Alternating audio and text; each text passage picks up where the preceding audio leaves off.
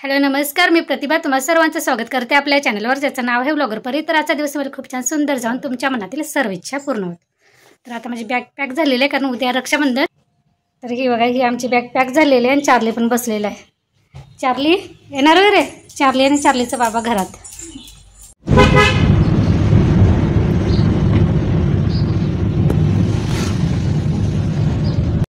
आता थोड्या वेळापूर्वी की मी घरात आले, म्हणजे किती वाजता माहिती आहे, मी 1:30ला बाहेर पडलो असेल माझ्या इथून।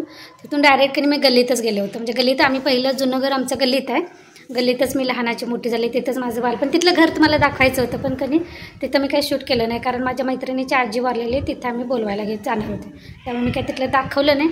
आता जवळजवळ किती वाजले माहिती आहे, 5:20 झालेले आहेत, म्हणजे 5ला काहीतरी मी इथं पोहोचलं असेल घरात। तर तिथं गेलो, मैत्रिणीसोबत बोलत बसले होते। तिथं कधी वेळ निघून गेला कळालंच नाही। तर त्या आजींची आठवण, म्हणजे आम्ही ज्यावेळी कुठेतरी बाहेर जायचं असलं आजी आमच्यासोबतच असायची। म्हणजे पहिलं दिवसभर आम्ही, आता आमच्याकडे कसं ब्लाकात म्हणतात, मार्केट जे असतं ना तिथं आता ब्लाकात म्हणतात, ब्लाकात दिवसभर हे घे ते घे, ते काहीही घ्यायचं असं ते आजी आमच्यासोबत दिवसभर असायची।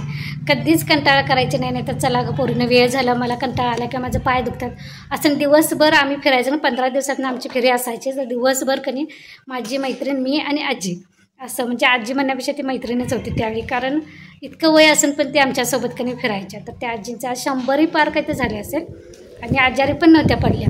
तर म्हणजे इतकं छान त्यांचं मरण आले 4 दिवसात, काहीतरी फक्त थोडंसं पाय घसरून पडलेल्याचं निमित्त झालं, त्यानंतर त्यांनी गेला। कसं असतं ना, माणूस एकदा गेलं की परत बघतं म्हटलं तर बघायला मिळत नाही, पण त्यांच्या आठवणी असतात त्या आपल्यासोबत कायमस्वरूपी असतात। तर ह्या आजींच्या आठवणी कायमस्वरूपी आमच्यासोबत असतील, कारण आमच्यासोबत आमची तिसरी मैत्रीण म्हणूनच ते असायचे, कुठंही जा। कारण कसं आत्ता मुलींना खूप स्वातंत्र्य आहे, आमच्या वेळी नव्हतं असं। मला आता माझं म्हटलं तर मला 4 भाऊ आहेत रक्ताचे, प्रत्येकाचे नियम वेगळे। रस्त्यानं जरी जायचं झालं ना, इकडे तिकडे अजिबात बघायचं नाही, समोर बघूनच चालायचं, अशा वातावरणात राहिलेले आहे। त्यामुळे कुठे बाहेर जायचं झालं तर घरातलं मोठं माणूस सोबत असायचं। त्यामुळे माझ्या मैत्रिणीची आजी आमच्यासोबत असायची, कुठंही जा ती आजी आमच्यासोबत असायची। दिवसभर आजी आमच्या मागून अशी फिरायची। त्यामुळे त्यांना मैत्रिणीला भेटायला गेली होती, त्यामुळे वेळ झाला। तर आत्ता बसले, त्यामुळे तुम्हाला मी तिथलं पण काही शूट केलं नाही, आणि आजचं माझं डेली रुटीन पण तुम्हाला मी दाखवू शकले नाही। असंच म्हटलं थोडंसं आजीच्या आठवणी तुम्हाला सांगायच्या, म्हणून तुमच्यासोबत गप्पा मारायला आले। चला तर ह्यासोबत त्याचा ब्लॉग पण इथेच बंद करते, पुन्हा भेटू नवीन ब्लॉगमध्ये। तोपर्यंत धन्यवाद। कोंबड्या कशा ओरडायला लागल्या।